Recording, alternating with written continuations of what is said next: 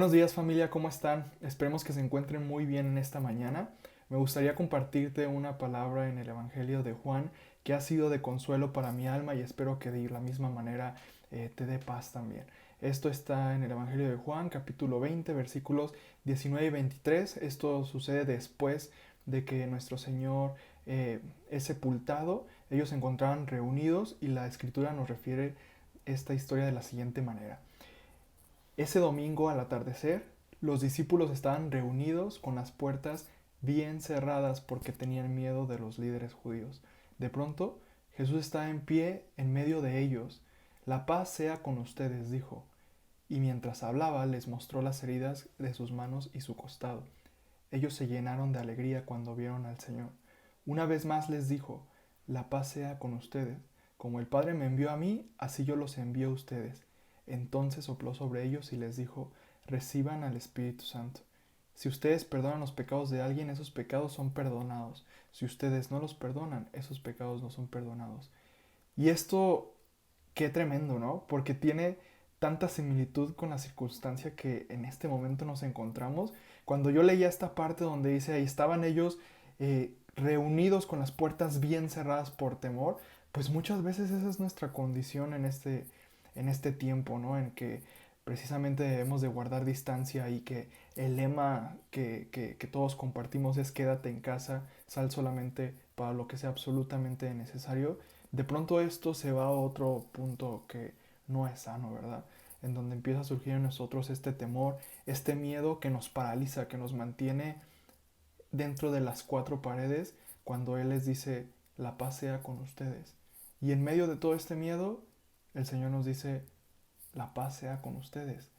Y qué tremendo, ¿no? Porque enseguida les dice, reciban al Espíritu Santo y les comisiona y les dice, si ustedes perdonan los pecados de alguien, esos son perdonados. Y si ustedes no los perdonan, esos pecados no son perdonados. Y esto para mí es un recordatorio que aún en medio de esta pandemia, todavía hay una necesidad. Una necesidad del pecador por conocer a su Señor, por arrepentirse y ser salvo por Él. Y esto está tremendo, ¿no? Porque el miedo que nos paraliza muchas veces evita que vayamos y prediquemos el Evangelio de alguna manera. Digo, si antes de la pandemia ya era difícil, ¿no? Es llevar esta parte, a veces no lo hacíamos. Ahora que estamos aquí, pues qué medios, ¿no? Para poder ir a los demás. Y en medio de todo, aún así el Señor te dice, la paz sea contigo. Y te recuerda, hay necesidad allá afuera. Y esto es muy interesante, ¿no? Porque qué paz es la que el Señor les está dando. Acuérdense que en Juan 14:20 dice, la paz os dejo, mi paz os doy. Yo no os la doy como el mundo la da. No se turbe vuestro corazón, ni tenga miedo. Y es nada más ni nada menos que el Maestro mismo nos está diciendo esto, ¿no? Estas palabras las dice justo cuando les hace la promesa del Espíritu Santo y ese Espíritu que ahora mora en nosotros y está con nosotros y está sobre nosotros y nos comisiona y nos habilita para poder ir y predicar el Evangelio y predicar con denuedo la palabra de Dios y pregonar libertad al cautivo, ¿no? Que ahorita pues sabemos muchos acá cautivos y en nuestro lugar y qué importante en este tiempo, en medio de este miedo, reconocer también el Señor está ahí y el Señor es consciente y Él te dice la paz sea contigo y no es como el mundo la da. Ahora tenemos pues la vacuna que ya hay un programa para poderla dar y y tenemos a veces buenas noticias, a veces malas, pero esa es la paz que el mundo da, ¿no? Y la solución, y es una buena solución de alguna manera, pero ¿sabes qué? Terminando la pandemia y haciéndose el coronavirus una enfermedad como lo es la influenza, el pecado ahí va a seguir, ¿no? Y eso es un recordatorio de que esto no son tiempos de vacaciones.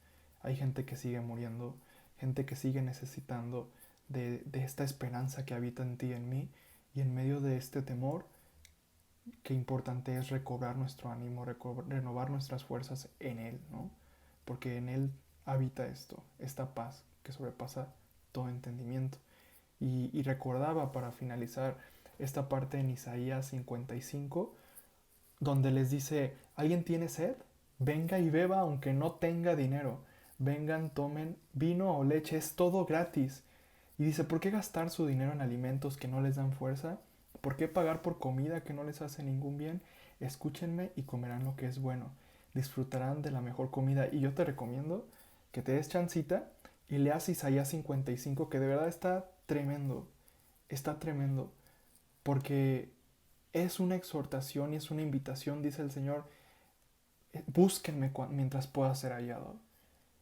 Y ese tiempo sigue siendo vigente. En este momento puede ser hallado. Yo te aconsejo y te exhorto en el nombre del Señor que si sientes que en esta pandemia tu relación con Dios ha venido menguando, ha venido debilitándose, es un buen momento y es un llamado que el Señor te hace para renovar tus fuerzas en Él, volver a la fuente de agua viva. Acuérdate que apartados de Él, nada podemos hacer. Y si en tu corazón has albergado miedo, has albergado temor, incertidumbre, mira cómo el Señor está caminando sobre las aguas y te llama y te dice ten fe y no seas incrédulo. Ese llamado es tan importante para nosotros. ¿Sabes qué? Pedro no hubiera ido en un día cualquiera sobre la barca y caminado sobre el mar. Ese día lo hizo, pero porque el Señor lo llamaba, y el día del Señor nos dice, la paz sea contigo. Y nos llama y nos dice, esta es la mies, vamos a entrar. Entonces dejo la parte que corresponde a la predicación, a nuestro pastor Yair, y bueno, que la paz sea con nosotros y seamos esos pacificadores. Que tengan todos un buen día y nos vemos en las células. Bye. Buenos días, iglesia. Espero te encuentres bien donde quiera que estés viendo este video, que estén bien tú, los tuyos, en tu casita o tu familia. Y pues bueno, vamos a continuar estudiando el Evangelio de Juan. Estamos en el capítulo 6. Esta va a ser la tercera enseñanza en este bellísimo capítulo. Comenzamos el capítulo 6 con la alimentación de las 5,000 personas, sin contar mujeres y niños. Se cree que aproximadamente eran de 10 a 15,000 personas. Imagínate, extraordinario el milagro que el Señor hace ahí. Y también después, la semana pasada, vimos cómo después de este maravilloso milagro y el Señor, al ver que pues ya lo querían hacer rey de Israel, se aparta, pero antes de ello manda a sus discípulos que se adelanten hacia Capernaum. Y cuando van rumbo a Capernaum, se topan en medio de la oscuridad, en medio de la noche, solos, con el viento en contra y pues sin el Señor, ¿no? ¿Qué más descripción de desesperanza que esa? Sin el Señor, para empezar, en la oscuridad y con el viento en contra. Llevaban toda la noche remando. Se cree que estaban aproximadamente entre las 3 y las 6 de la mañana. Ya llevaban de entre 5 a 6 kilómetros remando y aparte llevaban 2 días tal vez sin descansar bien. Y pues bueno, vimos la semana pasada cómo al Señor, pues por un lado, qué difícil es vivir la vida sin el Señor. Qué difícil es, como lo dice Efesios 2, Pablo en Efesios 2, que es vivir sin esperanza en este mundo. Y también por otro lado, nada escapa del plan de Dios. Nada de nuestras circunstancias, nada de lo que vivimos, de lo que pasamos, escapa del plan perfecto de Dios. Y eso es maravilloso. Podemos descansar en que Dios tiene cuidado de ti y de mí, que Dios tiene cuidado y que no se va a adormecer, ni se dormirá el que guarda a Israel, ¿no? Es maravilloso el poder entender.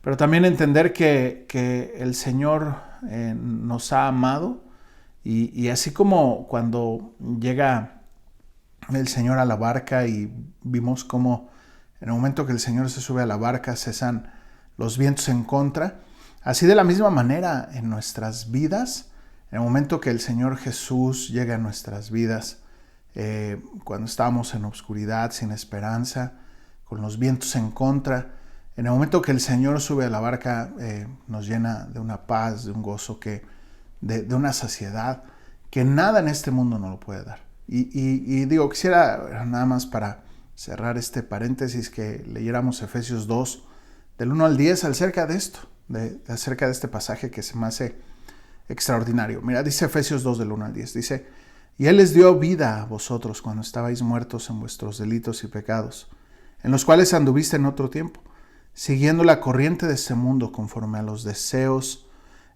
conforme al príncipe de la potestad del aire, el espíritu que ahora opera en los hijos de desobediencia, entre los cuales también todos nosotros vivimos en otro tiempo, en los deseos de nuestra carne, haciendo la voluntad de la carne y de los pensamientos, y éramos por naturaleza hijos de ira, lo mismo que lo demás. Pero Dios, maravilloso pero Dios que es rico en misericordia, por su gran amor con que nos amó, aun estando nosotros muertos en nuestros delitos y pecados, nos dio vida juntamente con Cristo. Por gracia sois salvos. Y juntamente con Él nos resucitó y asimismo nos hizo sentar en los lugares celestiales con Cristo Jesús, para mostrar en los siglos venideros las abundantes riquezas de su gracia en su bondad, para con todos nosotros en Cristo Jesús. Porque por gracia sois salvos por medio de la fe. Y esto no de nosotros, pues es un regalo de Dios. No por obras, para que nadie se gloríe, porque somos hechura suya, creados en Jesús para buenas obras, las cuales Dios preparó de antemano para que anduviésemos en ellas. Quise leer todo el texto sin parar, para que pudiéramos, así como un panorama rápido de este texto maravilloso, glorioso, que habla de lo que éramos y de lo que ahora somos en Cristo Jesús. Habla de esa vida que teníamos antes sin Él, una vida viviendo para mí, para mis deseos, para mi carne, para mí. Y cómo aún en ello, aún cuando éramos enemigos, como dice, hijos de ira, enemigos de Dios, aún en eso, aún en medio de ello, en el verso 4 dice: pero Dios, que es rico en misericordia, que con su gran amor con que nos amó, que aún estando muertos en nuestros delitos y pecados, nos ha dado vida, ¿no? Y juntamente con eso, dice, nos resucitó y bueno, estamos de manera no presencial, pero sí de manera figurativa, sentados, como dice en su palabra, sentados ahí con el Señor, ¿no? En los lugares celestiales. Entonces eso es maravilloso. Digo, el amor de Dios, en esto consiste el amor, en que Él nos amó antes a nosotros, antes de que nosotros le amáramos, en que nosotros lo hubiésemos buscado. Él nos amó y eso es glorioso. Nos hace ver el amor tan grande que el Señor tiene para contigo y para conmigo. Y al final eso es lo mismo que vivieron los discípulos en el momento que estaban en esta obscuridad, con los vientos en contra. Es lo mismo que ellos viven, ¿no? A veces tú y yo andamos en una vida de obscuridad, con los vientos en contra, como que nada funciona, y aún en medio de ello, nosotros negando a Dios, el Señor viene, ¿no? A nuestras vidas. Y a veces Dios usa todas estas circunstancias adversas para que tú y yo volteemos a verlo. Y en eso nos quedamos la semana pasada. Verso 22 del capítulo 6. El día siguiente, la gente que estaba del otro lado del mar vio que no había habido allí más que una sola barca y que Jesús no había entrado en ella con sus discípulos, sino que éstos se habían ido solos. Pero otras barcas habían arribado a Tiberias, junto al lugar donde habían comido el pan después de haber dado gracias al Señor. Cuando vio pues la gente que Jesús no estaba allí ni sus discípulos, entraron en las barcas y fueron a Capernaum buscando a Jesús. Y hallándole del otro lado del mar, le dijeron: Rabí, ¿cuándo llegaste acá? Respondió Jesús y le dijo: de cierto os digo que me buscáis no porque habéis visto las señales, sino porque comiste el pan y os saciaste. Primero, al principio de este texto dice que ¿al día siguiente de qué? Pues al día siguiente de que el Señor les ha alimentado, ¿no? Pues apenas acaba de pasar un día. Es que la gente va y busca al Señor, no lo encuentra, y entonces toman sus barcas y se dirigen a Capernaum. Y una vez llegando a Capernaum se dan cuenta de que pues nada más había una barca y que el Señor no se había ido con los discípulos. ¿Te acuerdas que el Señor los despide Y eso lo vimos en Mateo. El Señor los despide y les dice a sus discípulos que se adelanten. Entonces, seguramente la gente observó eso, ¿no? Que el Señor les dijo, ustedes váyanse, yo aquí despido a la gente. Y el Señor se aparta. Entonces, al ver que del otro lado de Capernaum solamente estaba la barca de los discípulos, pues dijeron, ¿cómo llegó acá el Señor, ¿no? Y bueno, unos detalles aquí que me llama la atención acerca de la reacción de estas personas. Y una es esta, ¿no? La pregunta que le hacen al Señor y lo que el Señor le responde a ellos, ¿no?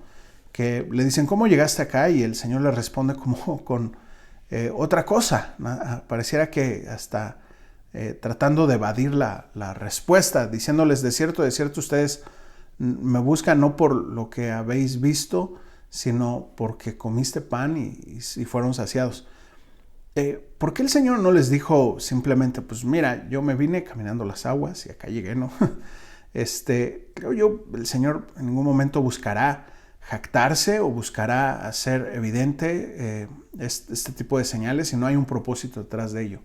Es más, podemos ver que en varios momentos el Señor les decía a las personas que les sanaba, no digas nada, guarda silencio, y aún ellos, pues obviamente, las sanidades y esto pues eran evidentes, ¿no? Pero el Señor evitaba que se hiciera mucho alboroto acerca de ello, pues por la idea de que lo quisieran hacer rey, ¿no? Pero por otro lado, aquí el Señor pues, les podía haber dicho, pues me vine y hacer como evidente quién es Él.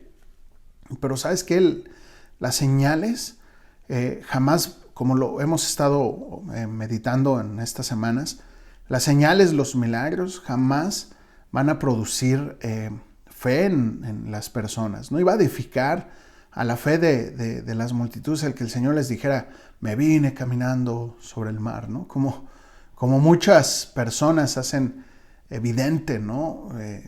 Las señales, ¿no? Como si fueran propias o producidas por uno, ¿no? Cuando el Señor las hace, ¿no? Al final Él es su obra, ¿no? La nuestra. Y me encanta la actitud del Señor porque el Señor no hace jactancia de ello, ¿no? No se jacta del haber caminado sobre el mar. Si no edifica, no dice nada, ¿no? Lo cual nos hace un ejemplo, sinceramente, de hasta lo que decimos, ¿no? Si hay algo que vas a decir que no edifica a la otra persona, mejor no lo digas. Si no va a edificar, pues no vale la pena. Si al contrario va a causar chisme o tú mismo estás buscando jactarte de algo, pues mejor no lo digas, mejor reservemos ese tipo de comentarios y guardémoslo, ¿no? Y que sea el Señor que se glorifique en medio de lo que digamos y hagamos, ¿no? Que aún en medio de esos detalles el Señor se puede dar gloria. La segunda cosa es lo que el Señor responde. Por otro lado, que les dice esto, ¿no? De cierto os digo, ustedes no me buscan porque habéis visto las señales, sino porque comiste el pan y os saciaste. Lo que el Señor les está queriendo decir no es que miren las señales. ¿Tú te acuerdas en el capítulo 5 al final, el Señor en esta conversación que tiene con los fariseos, pone sobre la mesa 3 testigos? Uno fue Juan el Bautista, el otro fueron las señales y el tercero fue el Padre, su palabra. Pero uno de estos testigos, o sea, dice, si ustedes no creen en el testimonio de Juan el Bautista, si no creen en lo que el Señor dice en su palabra, en la ley que ustedes repiten y memorizan de día y de noche, si no creen en eso, bueno, crean en las señales que yo tengo. Al final, estos 3 testigos, lo que el Señor quería decirles, estos 3 apuntan a una sola dirección, a que yo soy el Mesías, el Cristo, el Hijo de Dios, el que ha de dar libertad, no de la esclavitud, de la opresión romana, sino va a dar libertad del pecado. Entonces, cuando el Señor les dice, ustedes no me buscan por quién soy, o sea, en otras palabras les está diciendo, ustedes no me buscan por quién soy, porque soy el Mesías, porque reconocen mi deidad, reconocen que yo soy el Señor, reconocen que soy el libertador del pecado, sino ustedes me buscan por el bien temporal, por la comida y porque quedaron saciados. Por eso ustedes vienen. Y híjole, eso una vez más me llevó a pensar la misma pregunta que nos hacíamos la semana pasada. ¿Por qué buscamos al Señor? ¿Por qué es que estamos caminando al Señor? Definitivamente todos recibimos del Señor algo, ya sea libertad de la esclavitud, la salvación, pero muy distinto ello a buscar al Señor solamente por mi momento, por la aflicción que estoy pasando. Y mira, hasta se puede convertir en algo como mi matrimonio. Yo vengo, busco al Señor para que me ayude en mi matrimonio o para que salve a mi hijo y salga de las adicciones y salga o ya se porte bien, ¿no? No sé. Ya no nada más lo podemos aterrizar en un tema de economía o de salud, sino hasta algo que definitivamente pues, podría ser algo realmente necesario, como el hecho de que el Señor rescate el matrimonio, ¿no?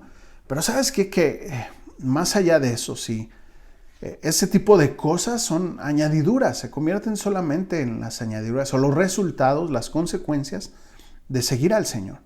Lo que realmente debemos de buscar de Él es la salvación, la vida eterna con Él. Y todas las demás cosas van a darse por sí solas. El rescatar mi matrimonio se va a dar en consecuencia de la medida que yo me rinda a Dios. En la medida que su autoridad sea mi autoridad. O sea, que Él rija mi vida, que su palabra sea la que dicte mi conducta, no mis reflexiones, mis pensamientos, sino que sea su palabra la que sea la que rige mi conducta. Y eso va a dar como resultado el que pues yo sea un buen esposo y que mi matrimonio funcione. Y escúcheseme bien, que yo sea un buen esposo, no que mi esposa cambie, sino que yo empiece a cambiar, que yo empiece a ser mí, que el Señor haga su obra en mí y que eso dé como resultado que en algún momento el fruto se dé en mi matrimonio y en mi pareja, en mis hijos. Pero si tú estás buscando a Dios solamente para que tus hijos conozcan al Señor o para que tu esposo o tu esposa se convierta, híjole, más bien busca al Señor para ti de manera personal, para mí, ¿no? No para el otro, no para mis hijos, sino para mí. No también, y añado a esta idea, no para recibir un bien temporal, no para recibir una sanidad, no para recibir una economía, sino para recibir la salvación. El regalo más grande que el Señor tiene para ti y para mí es la salvación, es la vida eterna. Y en consecuencia de ello van a venir todas estas añadiduras. Principalmente el que mis hijos conozcan al Señor, el que mi esposa vea, al ver, como dice en Mateo 5 al inicio del Sermón del Monte, que dice que viendo vuestras obras, hablando de la luz del mundo, glorifiquen al Padre que está en los cielos. Pero te das cuenta, viendo lo que Dios está haciendo en mí, cómo mi vida ha sido transformada por el Señor. Entonces, las personas darán gloria a Dios, por ello glorificarán al Señor y seguirán el ejemplo, seguirán el caminito, dirán, wow, ¿qué es eso que le pasó? Eso no es una religión, eso no es una emoción momentánea, es más grande que eso. Y eso claro que va a inspirar a las personas a decir, yo también quiero seguir, yo también quiero hacer lo que mi esposo, mis padres están haciendo, o hasta los propios hijos, ¿no? Eso que mi hijo está sucediendo en su vida puede ser una inspiración para los demás. Entonces no esperes a que los demás cambien, no esperes a que los demás hagan su tarea. Mejor deja primero que Dios trabaje en tu vida y que todo lo demás Dios lo vaya acomodando. Y eso es lo que el Señor les está diciendo. Ustedes me buscan no porque me han reconocido como su Señor y Salvador, sino por el bien temporal que les di, por el alimento. Y el Señor añade a esto en el verso 27 una idea extraordinaria. Dice, trabajad no por la comida que perece, sino por la comida que a vida eterna permanece, la cual el Hijo del Hombre os dará, porque a éste señaló Dios el Padre. Este punto de ustedes me buscan por un bien temporal, el Señor ahorita lo hace más amplio y lo busca dejar claro. Al igual que la mujer samaritana, el Señor añade otro ejemplo, otro mashal, que es un ejemplo de la vida cotidiana en algo espiritual. Este asunto de ahora ya no es el agua, ahora es la comida, el alimento. Y les dice, ustedes trabajan por la comida que perece, pero ya no lo hagan. Más bien, trabajen por la comida que a la vida eterna permanece. Híjole. Eso me llevó a pensar en cómo muchas de las veces nuestro enfoque se puede perder. Muchas de las veces nuestra percepción de nuestras prioridades o de qué es más importante se puede empañar, y es muy fácil que la línea de buscar a Dios y de repente hasta en un supuesto, en una virtud o en algo bueno la podríamos distorsionar o equivocar y errar. Por ejemplo, podemos estar enfocados en buscar a Dios, enfocados en que Él sea nuestra prioridad, y de repente nuestros hijos se pueden volver en nuestra prioridad y no el reino de Dios y su justicia. Y entonces nuestros hijos son nuestra prioridad, nos enfocamos en los hijos, en que ellos aprendan, en que ellos crezcan, y nos olvidamos de mi comunión con Dios. Y entonces aquel principio que se está sembrando en nuestras vidas, que puede ser extraordinario, se puede distorsionar y maquillarse con con algo de valor y de virtud. Cuando realmente, pues Dios quiere, como te decía hace un momentito, quiere trabajar de manera personal, y que en consecuencia de ello, pues los hijos puedan observar, mi esposo, mi cónyuge pueda observar, y así toda la familia. Pero eso puede ser, también por otro lado puede ser como claramente aquí el Señor lo expresa, el bien temporal, ¿no? Algún bien temporal, una economía estable, la sanidad, la salud, ¿no? Y cómo estas cosas que son buenas se pueden distorsionar muy fácilmente y pueden convertirse en nuestra prioridad y en nuestro Dios. Se pueden convertir en un Dios y sustituir a Dios del lugar de del trono de nuestro corazón. Y cómo estas cosas pueden terminar siendo nuestro afán, nuestro deseo principal, aun que lo maquillemos con algo lindo, bonito, virtuoso, ¿no? Y qué terrible es eso. Y te digo, mira, la línea es muy delgadita. Es muy delgadita la línea entre amar a Dios, tenerlo como el centro de nuestras vidas, como nuestra prioridad, y de repente distorsionar la línea, errarle al blanco, y entonces pues enfocarnos en todas estas cosas temporales que podemos maquillar con algo bonito, ¿no? Por decir, es que tengo que trabajar porque, pues, si no, ¿quién? Eso es bueno, que es honroso el hecho de que trabajemos y proveamos para nuestra casa. De hecho, dice que el que no provee para su casa es semejante al incrédulo. Eso es honroso y es el mandato de Dios. Pero si eso se convierte en tu afán, en tu prioridad, por encima de buscar a Dios, y entonces dejas de ir a la iglesia, dejas de congregarte, dejas de leer la Biblia, por eso perdiste. Y entonces esto que es bueno se puede convertir en tu afán, en tu Dios, en tu prioridad. Y aun cuando podría haber sido de una bendición para todos, se convierte en una desgracia. Pablo lo dijo de otra manera, lo dijo: no vaya a ser que siendo yo heraldo para muchos, yo mismo vaya a ser descalificado. No vaya a ser que siendo bendición para todos los que te rodean, con estas cosas que tú y yo buscamos suplir, hablando de una economía, y pues sí, ayudaste a tu familia, supliste la necesidad temporal, pero no nada más los tuyos se perdieron, sino tú mismo te perdiste, ¿no? Y digo, eso lo podemos trasladar a todas las áreas de nuestra vida, a la salud, a cuidar a mis hijos, ¿no? Que eso sea tu prioridad, a cuidar mi matrimonio, mi trabajo, etcétera, etcétera. Vuelvo a reiterar la idea, quiero subrayarla, no estamos hablando de que no lo hagas, no, claro, hazlo, pero que tu prioridad sea el Señor, que tu prioridad sea Él, y que todas estas cosas sean la consecuencia de mi comunión con Dios, que sean la consecuencia. Y créeme que cuando tú y yo nos alineamos al orden de Dios, cuando tú y yo caminamos honrando a Dios, las demás cosas tarde o temprano se van a caer por su propio peso.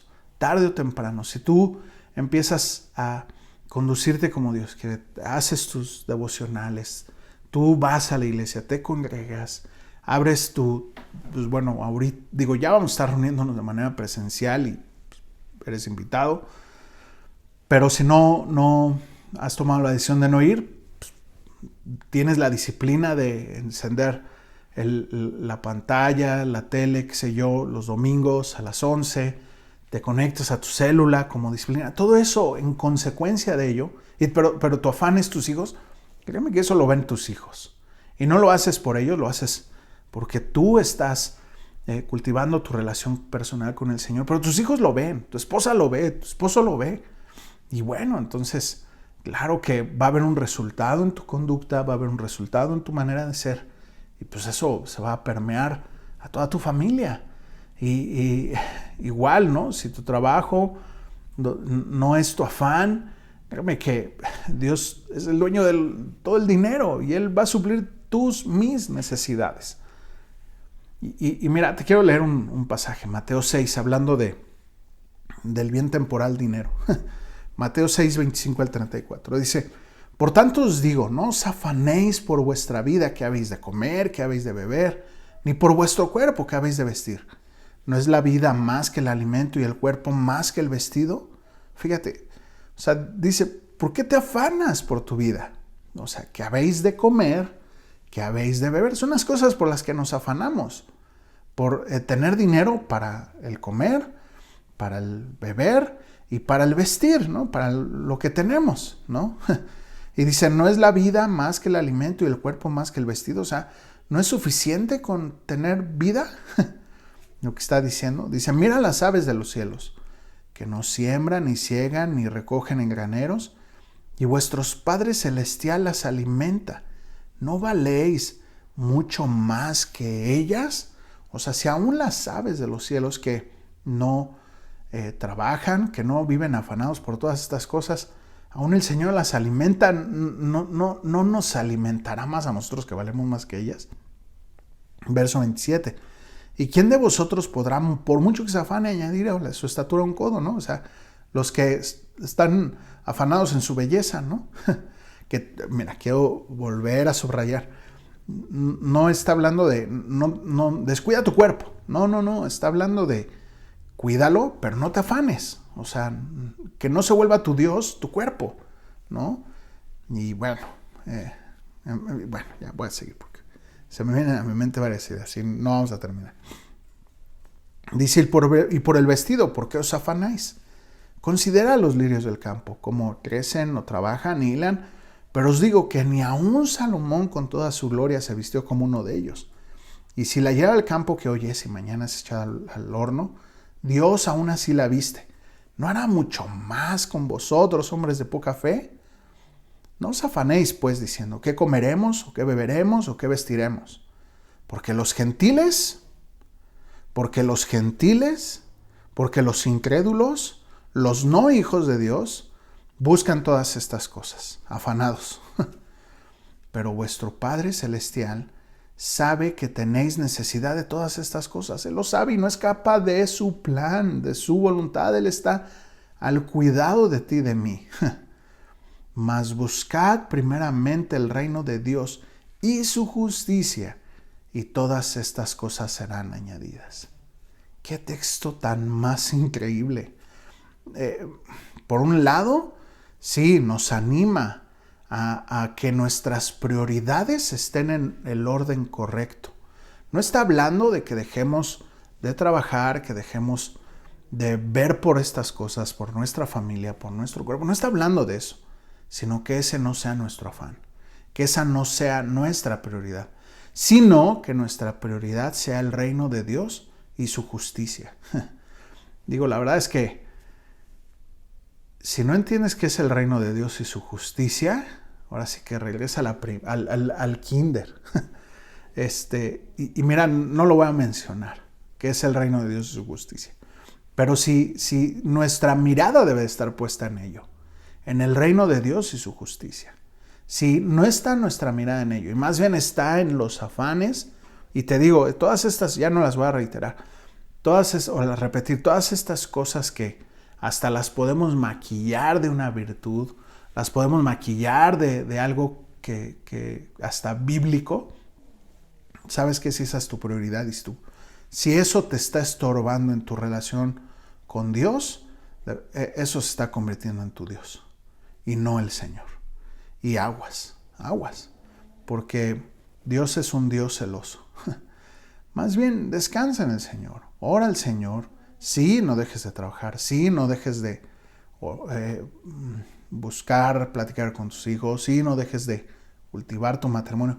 Pero si tú te alineas al plan de Dios, si tú te alineas al reino de Dios y su justicia, créeme, las demás cosas van a caer por su propio peso.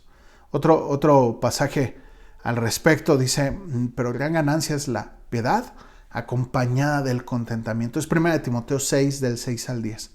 Pero gran ganancia es la piedad acompañada del contentamiento. Pero gran ganancia es la piedad acompañada del contentamiento. No se rayó el disco. Bueno, ya no se rayan los discos, ¿verdad? Necesitas tener contentamiento. Necesitas hallar contentamiento. Ahora, contentamiento muy distinto a conformismo. Yo me esfuerzo por cumplir mis metas, me esfuerzo por trabajar, si mi familia necesita un carro, me esfuerzo por tener ese carro, pero no me afano, descanso en que si Dios me quiere proveer para Él, me va a proveer. Yo trabajo, me esfuerzo, veo cómo puedo hacer para generar más recursos, hago un plan de economía personal, familiar, y entonces, pues bueno, si sale, pues gloria a Dios. Dios nos ayudó y proveyó. Si no sale, no me afano, ni caigo en amargura, ni caigo en desesperación, sino descanso en el Señor. Verso 7, fíjate, dice, porque nada hemos traído a este mundo y sin duda nada podremos sacar. Así que teniendo sustento, abrigo, estemos contentos con esto. Porque los que quieren enriquecerse caen en tentación y en lazo y en muchas codicias necias y dañosas. Todos aquellos que quieren más, un corazón insatisfecho. Y ¿sabes qué? Mira, ahorita vamos a ver acerca del corazón insatisfecho. Cómo es una evidencia de alguien que no conoce al Señor, de alguien que no ha comido el pan de vida, la insatisfacción, y que no ha bebido del agua que el Señor da. Es una insatisfacción y está siempre buscando ser saciada esa insatisfacción. Lo peor es que ¿con qué? Con las cosas temporales, con las cosas perecederas, con el qué comer, qué vestir, qué beber, ¿no? Y dice, porque raíz de todos los males, verso 10 de 1 Timoteo 6, porque raíz de todos los males es el amor al dinero, el cual, codiciando a algunos, se extraviaron de la fe y fueron traspasados de muchos dolores. Fíjate, el amor al dinero hace que muchos se extravíen de la fe. Y ¿sabes qué? Que, te digo, podemos maquillar, ¿no? Es que, hermano, yo tengo que trabajar, tengo que proveer. No, es extraordinario eso, qué bueno que lo haces. Pero si ese trabajo te está estorbando en tu relación con Dios, si ese trabajo no hay forma de que lo puedas ajustar para poderte reunir, no lo puedes ajustar para tener tu tiempo personal con Dios, entonces lo más probable es que no es el trabajo que Dios quiere para ti. Si ese trabajo te está estorbando en estar con tu familia, en cultivar la relación matrimonial, lo más probable es que no es el trabajo que Dios quiere para ti. Y es muy probable. Y ¿sabes qué? Que, mira, te voy a platicar un testimonio así bien breve. No me gusta mucho hablar de mí, de mi esposa, pero no es por nosotros, es por su gracia. Es su gracia a través de nosotros, como dice Pablo. Mi esposa, cuando éramos novios, o creo que ya estamos casados, no recuerdo, le ofrecieron un trabajo en donde ella iba a ser muy bien remunerada y pues creo que sí estábamos por casarnos, porque estábamos con el proyecto de la boda, qué sé yo, en fin. El chiste es que estábamos con el proyecto de la boda y todo este rollo y pues bueno, no iba a caer mal ese ingreso. Y lo primero que ella le dijeron, ¿sabes qué? Pero es muy probable que tengas que trabajar domingos, sábados y domingos. Y entonces ella le dice, ¿sabes qué? Que no hay opción de que así rotundamente pueda descansar por lo menos los domingos. Y le dijo, porque para mí es importantísimo el domingo, porque es el tiempo en el que yo voy a la iglesia. Y la persona le dijo, mira, no hay garantía de nada, es muy probable que tú tengas que trabajar los domingos. Entonces Carla, mi esposa, le dijo, ¿sabes qué? Pues no quiero ese trabajo. Gracias. Y ¿sabes qué? Que para mí fue un gran ejemplo y te lo paso así como testimonio de que pues al final Dios le dio un trabajo en donde ella pudo aprender mucho, no como lo que le ofrecían, pero pudo aprender mucho, pudo crecer y bueno, Dios lo usó y fue de bendición para nosotros. Entonces, la verdad es que Dios tiene cuidado de nosotros, lo acabamos de leer. De repente leemos estos textos y como que pensamos que son alguna historieta, algún cuento lejano, ¿no? Pero ¿sabes qué es la palabra de Dios? ¿Y qué valor le das a la palabra de Dios en tu vida? ¿Realmente crees lo que Él dice o no? o más bien crees más en las circunstancias. Y hace 8 días lo decíamos. De repente estas circunstancias adversas son para hacer evidente en dónde está nuestra fe. Si en las circunstancias o en lo que Él dice. Si en las circunstancias, en el viento adverso o en lo que Él dice, ¿no? Ya no voy a redundar más en el punto. El otro punto que quiero resaltar es el dicho, el Hijo del Hombre, que el Señor se hace mención a sí mismo diciendo el Hijo del Hombre, ¿no? Dice, trabajad no por la comida que perece, sino por la comida que a vida eterna permanece. O sea, no trabajes por las cosas perecederas, sino para las cosas eternas. Busca el reino de Dios y su justicia, la cual el Hijo del Hombre les dará, ¿no? Refiriéndose a sí mismo como el Hijo del Hombre. ¿De dónde sale esta idea del Hijo del Hombre? Porque a lo mejor para ti, para mí no significa nada. No tenemos alguna referencia acerca del Hijo del Hombre. Pero para los judíos, para los que sabían de la palabra de Dios, significa algo. Y esto lo vemos en Daniel 7, del 13 al 14. Dice, miraba yo en la visión de la noche, y aquí con las nubes del cielo venía uno como un hijo de hombre, que vino hasta el anciano de días. Fíjate, dice que venía uno como un hijo de hombre, ¿no? ¿Y a qué venía Dice que vino hasta el anciano de días, hablando de Dios, y le hicieron acercarse delante de él, y le fue dado dominio, gloria y reino. O sea, le fue dado la gloria de Dios, el reino y el dominio sobre todas las cosas. Algo que Dios no le da a nadie, más que a su Hijo, más que a Jesús, a Dios mismo. Digo, es una locura entender esto. Yo lo entiendo, o sea, no es fácil de entenderlo, pero es una locura. Pero solamente esto se le fue dado a Cristo, para que todos los pueblos, naciones y lenguas le sirvan. La palabra servir es le adoren, le rindan tributo. Su dominio es un dominio eterno, o sea, no va a tener fin, que nunca pasará, y su reino, uno que no será destruido. Entonces, para los judíos que Jesús se llamase a sí mismo el Hijo del Hombre, era como decir, oye, te estás haciendo Dios mismo, o sea, y por eso se rasgaban las vestiduras y decían, se hace llamar o se hace semejante a Dios mismo, ¿no? Entonces esta expresión, hijo del hombre, de aquí la saca el Señor Jesús, refiriéndose a sí mismo, diciéndole, yo soy el que soy, ¿no? Bueno, verso 28 del capítulo 6 de Juan. Dice, entonces le dijeron, fíjate, después de que el Señor les dice, pues, trabajad no por la comida que perece, sino por la comida que a la vida eterna permanece, la cual el Hijo del Hombre les dará, porque a este señaló Dios el Padre.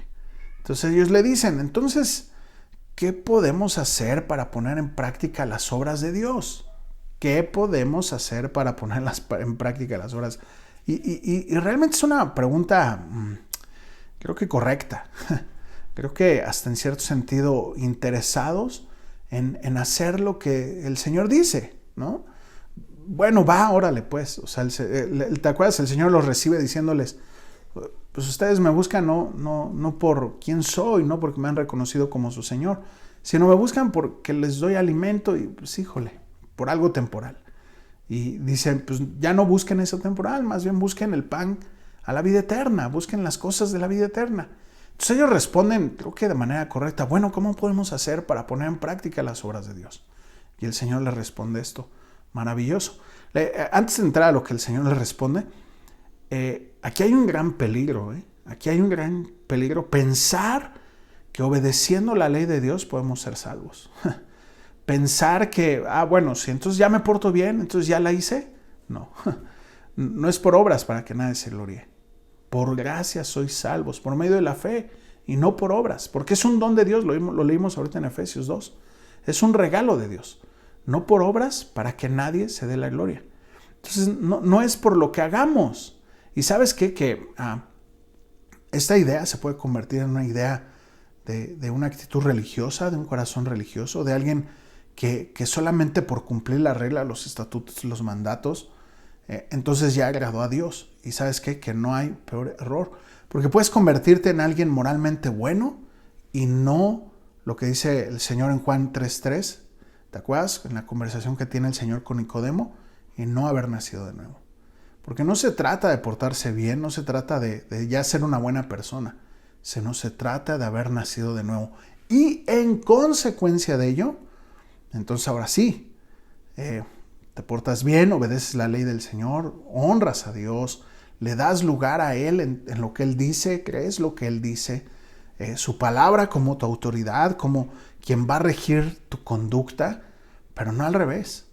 No, bueno, me porto bien, ya está bien, me voy a portar bien. Está bien, voy a dejar, ya tanto me dicen que voy a dejar de fumar, voy a dejar de fumar. Está bien, voy a dejar de decir groserías, tanto que me dicen voy a dejar. No, eso es una consecuencia que se tiene que dar de manera natural. Está bien, voy a amar a mi esposa. No, espérate.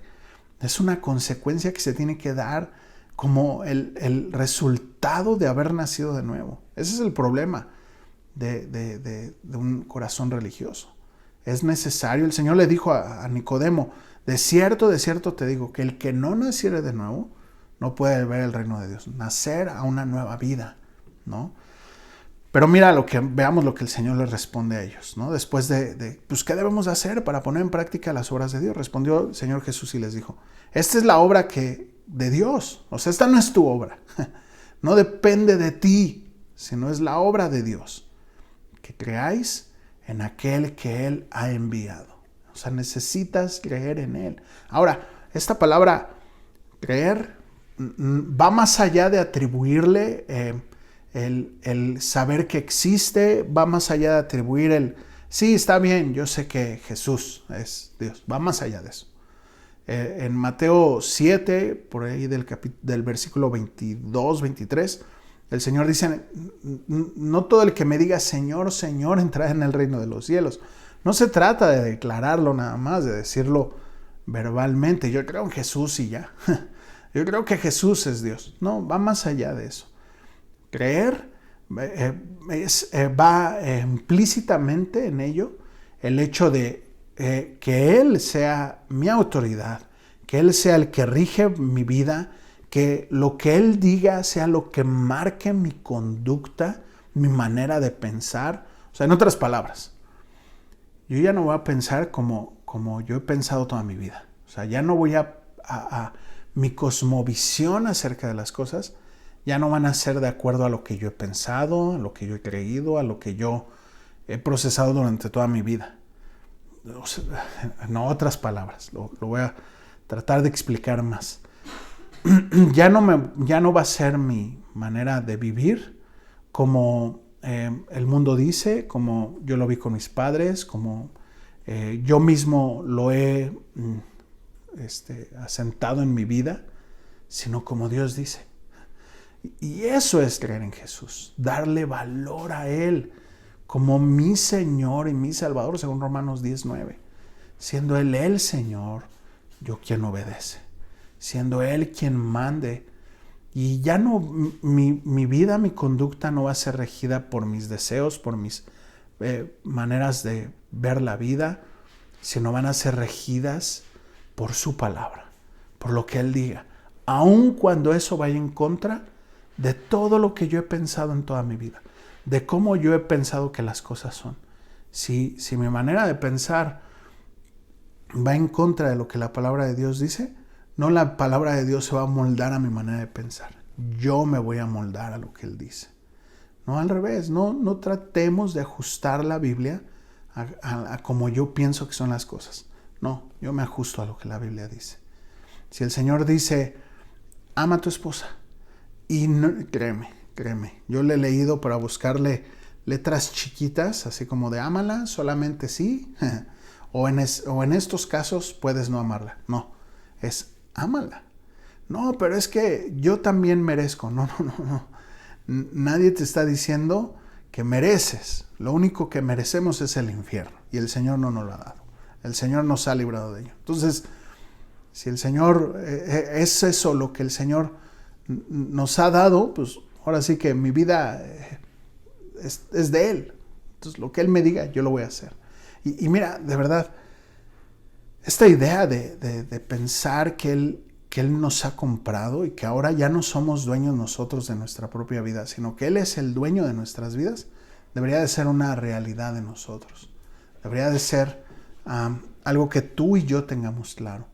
Que ya no soy yo dueño de mí mismo, sino Él es dueño de mí. Él es el dueño de mí porque Él me compró con su sangre. Nada más y nada menos. Entonces, mira, regresamos. Pues la obra del Señor es esta: que creáis en Él, en aquel que ha enviado.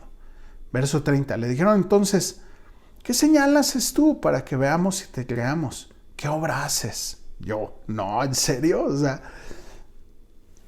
ayer viste que comieron 5,000 personas con 3 panes y 5 peces, y hoy pides una señal para creer.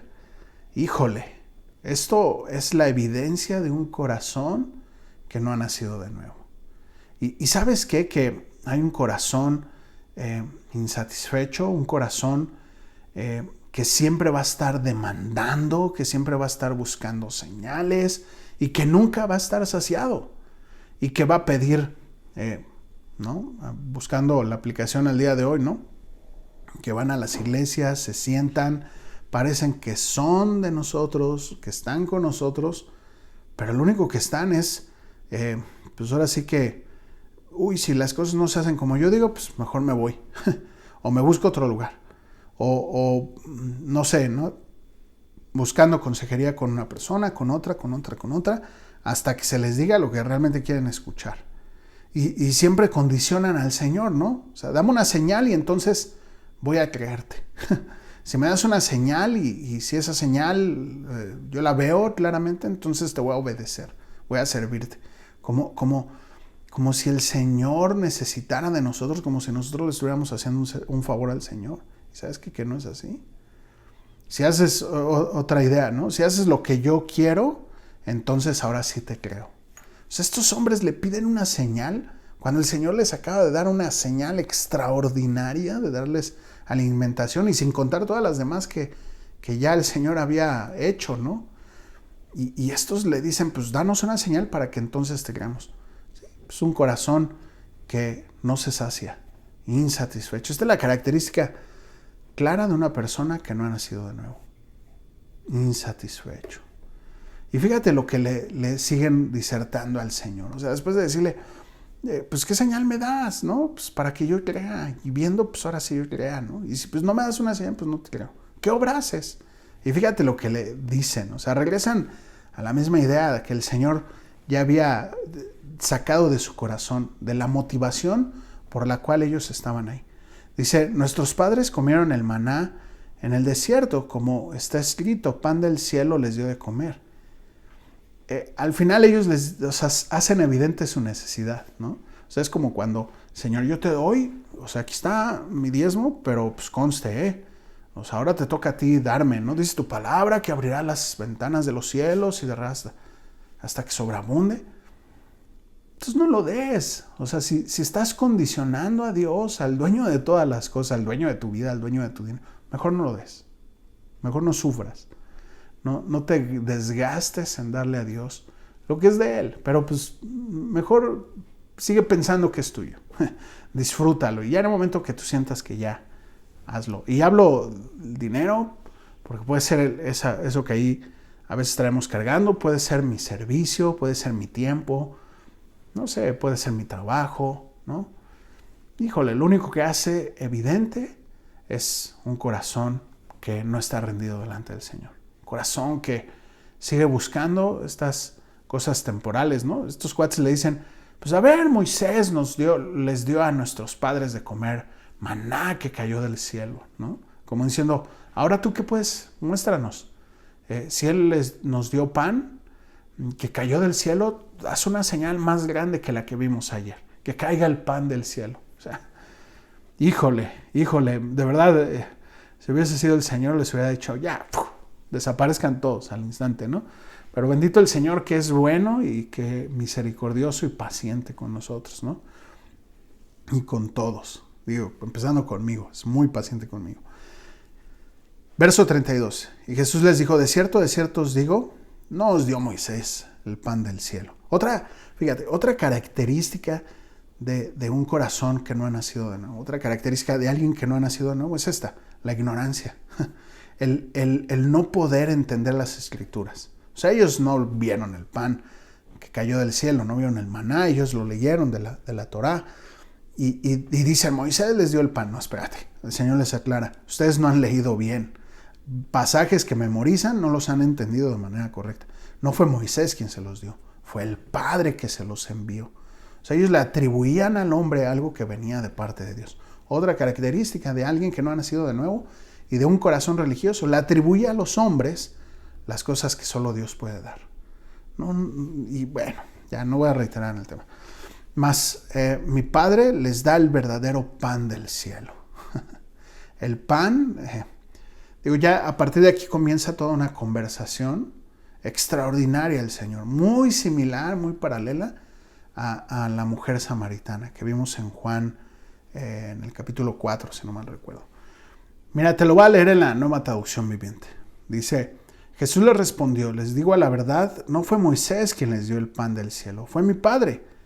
Y ahora Él les ofrece el verdadero pan del cielo. Pues el verdadero pan de Dios es el que desciende del cielo y da vida al mundo.